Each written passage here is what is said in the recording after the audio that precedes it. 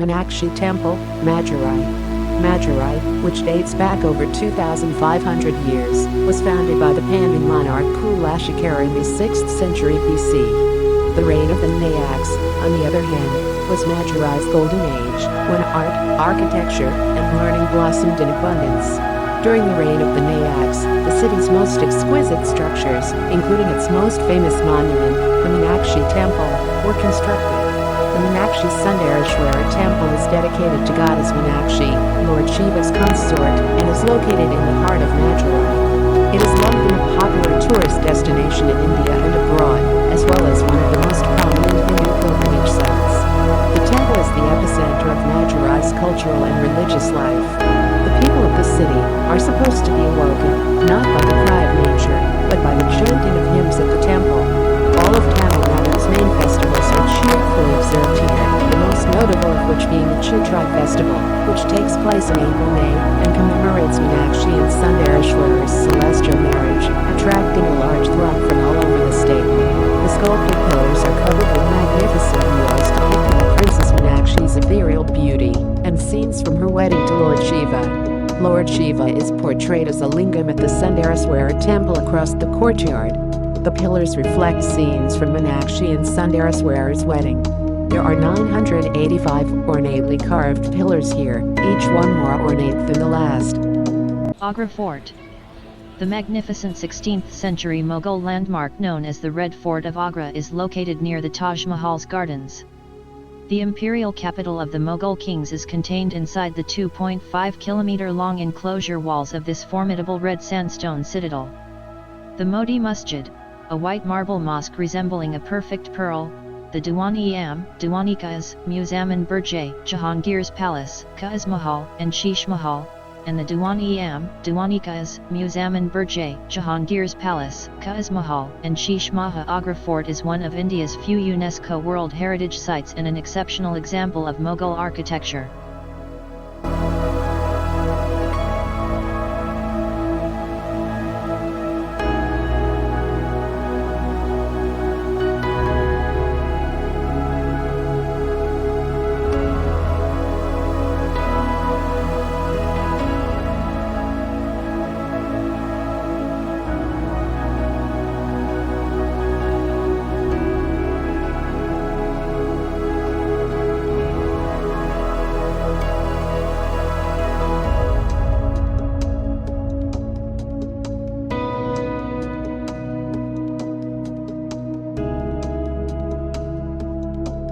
Ajanta and Ellora Caves, Aurangabad, Maharashtra.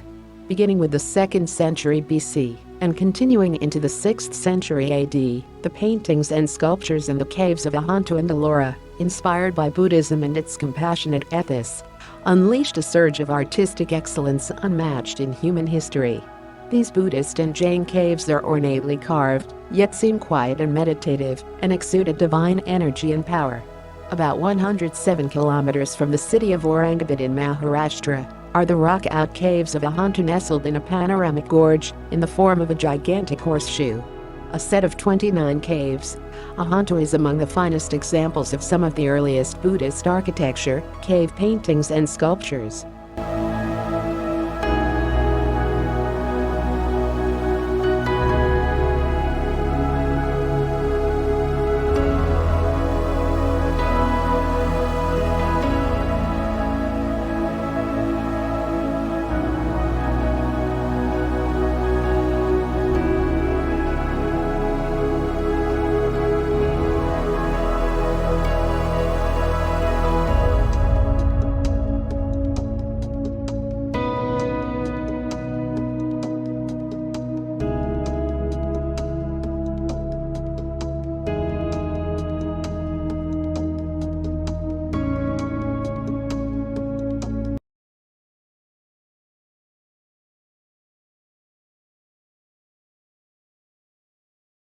Baha'i Temple.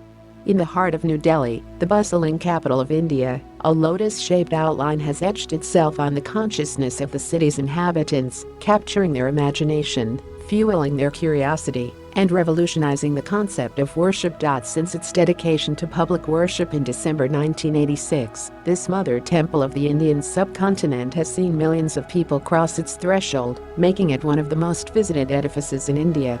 In 2000, the temple received the Globbert Academy 2000 Award in recognition of the magnitude of the service the 20th century in promoting the unity and harmony of people of all nations, religions and social strata, to an extent unsurpassed by any other architectural monument worldwide. Charminar. The city of Hyderabad, with its lovely blend of ancient and new, provides an unusual skyline to the viewer, with modern structures standing side by side with fascinating 400-year-old edifices.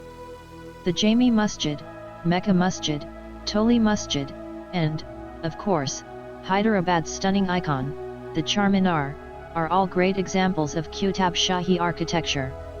The Charminar is a large arch built in 1591 to celebrate the end of the plague in the city by Muhammad Quli Qutab Shah.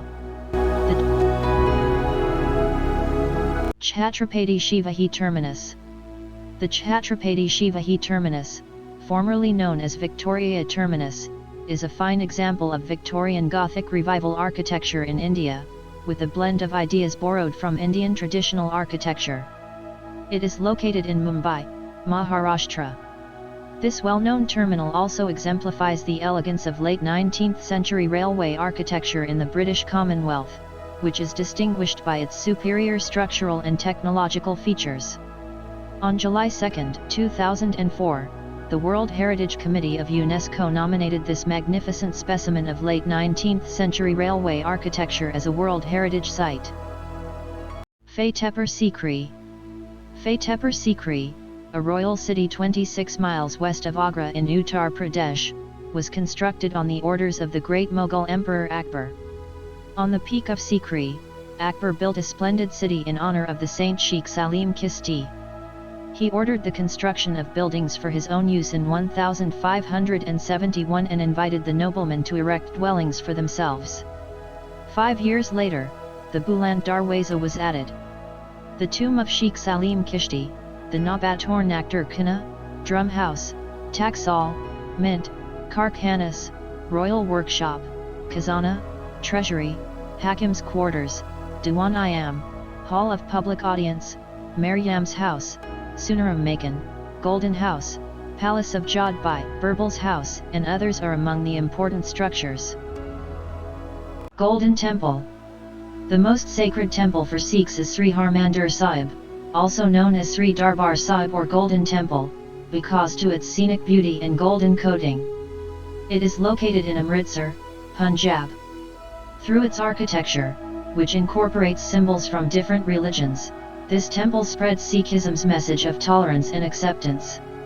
Sikhs from all over the world want to come to Sri Amritsar and offer homage at the Sri Harmandir Sahib in their artis. Guru Arjan Sahib, the fifth Nanak, created the idea of a central place of worship for the Sikhs and designed Sri Harmandir Sahib's architecture. Guru Amar Das Sahib, the third Nanak, devised the plan to excavate the holy tank, Amritsar or Amrit Sarovar, but Guru Ramdas Sahib carried it out under the guidance of Baba Budha Ji. The land for the location was purchased from the zamindars, landlords, of native communities by the Guru Sahibs in the past, either for a fee or for free. There was also a plan to create a town settlement.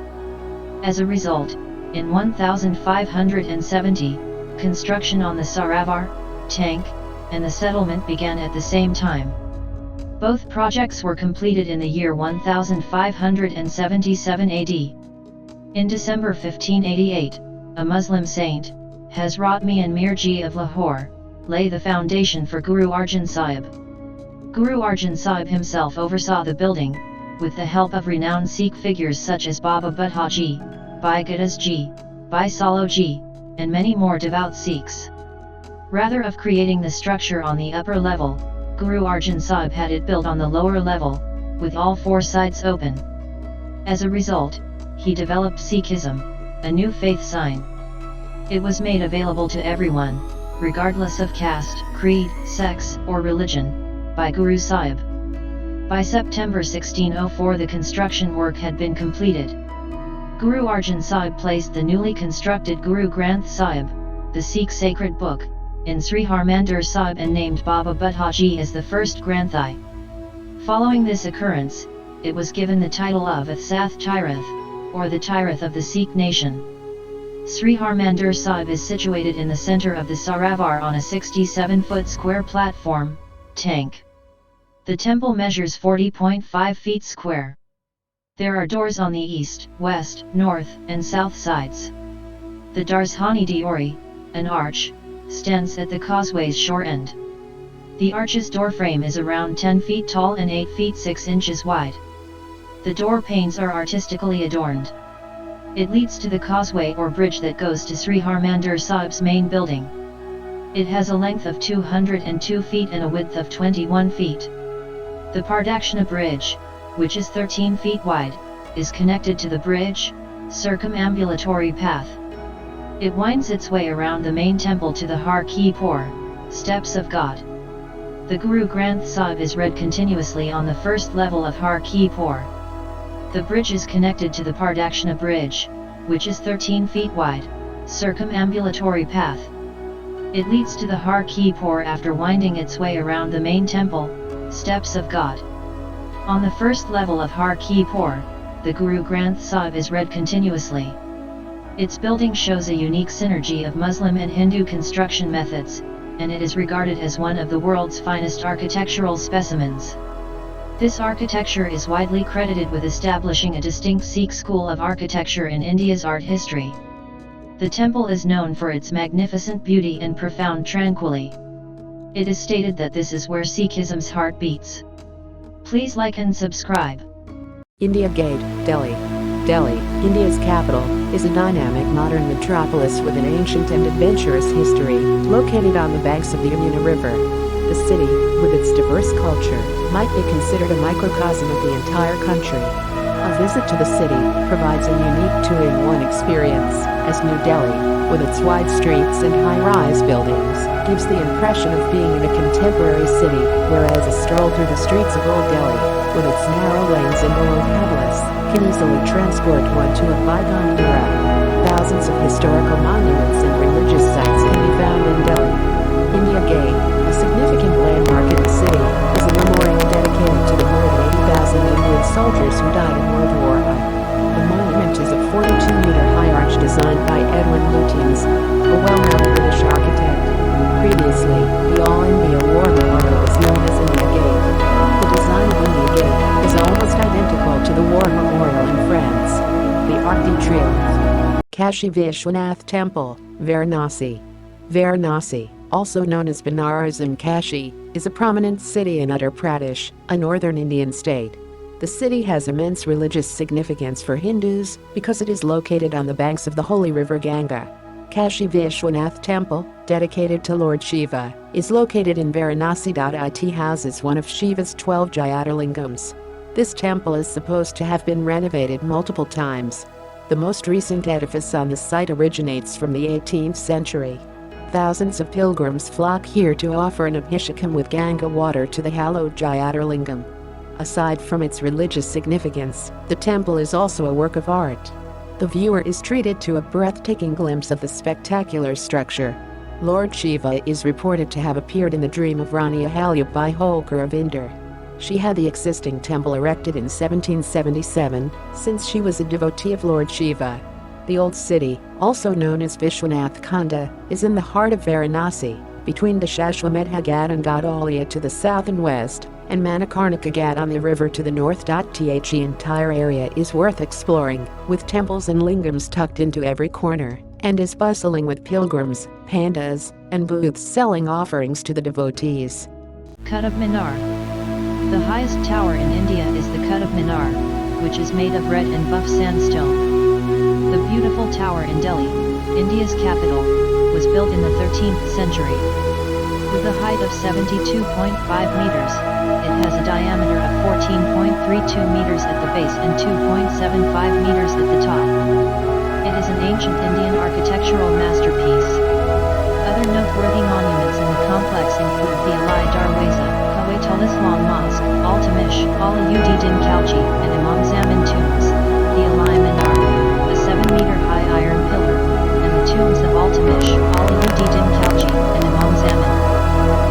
City Palace, Udaipur. Udaipur, sometimes known as the Venice of the East, is a city of lakes. After his stronghold Chittorgarh was demolished by Mughal Emperor Akbar in 1568, Maharana Uday Singh II constructed Udaipur. According to mythology, a holy figure meditating on the hill near Piccola Lake instructed Uday Singh to locate his headquarters here. This location was less vulnerable than Chittorgarh since it was surrounded by the Aravalli ranges, forests, and lakes. Maharana Uday Singh died in 1572, and was succeeded by Maharana Pratap, who fought hard to protect Udaipur against Mughal invasions. The most venerated Rajput legend, Maharana Pratap, bravely fought the Mughals in the Halda Adi in 1576. Udaipur is also known for its famous miniature paintings and performing arts. The Piccola Lake is dominated by the city palace. Maharana Uday Singh started building the palace, but subsequent Maharanas added more palaces and structures to the complex while keeping the design constant. The Hathi Pal, or Elephant Gate, is the entrance to the palace. The Tripolia, or Triple Gate, is reached by the Bari Pal, or Big Gate. It was originally customary for the Maharana to weigh gold and silver under this gate, which was then distributed to the people. It is now the primary ticketing office. The palace is surrounded by balconies, cupolas, and towers that provide a spectacular view of the lake. The Maharana used to give public audiences at Sarai Gakata, or the Balcony of Sun, mostly to improve the spirit of the people during difficult times. The Peacock Square, or More Chowk, gets its name from a vibrant blue glass mosaic of a peacock that adorns its walls. The main part of the palace is now a museum with a rich and varied collection of antiques. The Ganesh Deori, or Lord Ganesha's door, is the entrance to the City Palace Museum. This leads to the Rajya Angan, the royal courtyard, where Maharana Uday Singh met the sage who advised him to establish a city here. A large collection of protective gear and weaponry, including the deadly two-pronged sword, is on display at an armory museum. The palace's chambers are lavishly furnished with mirrors, tiles, and paintings. The Ruby Palace, also known as Mahal, houses a wonderful collection of glass and mirror work, while Krishna Vilas houses a large collection of miniature paintings. Beautiful mirror work can be found in the Modi Mahal, while ornate tiles can be found throughout the Chini Mahal. The Surya Chopar, or Sun Square, shows a massive decorative sun, symbolizing the Mewar period Sun dynasty. The Bari Mahal, a central garden with a great view of the city, is located in the heart of the city. The Shiv Niwas and Fateh Prakash Palace, which are now hotels, are located within the distinct palace perimeter, which is accessible from the south of Badi Chowk. The majestic city palace on the banks of Piccola Lake is the best illustration of the Rajput monarch's architectural and cultural explosion. The palace attracts visitors from all over the world, who are awed by its splendor and magnificence. Please like and subscribe.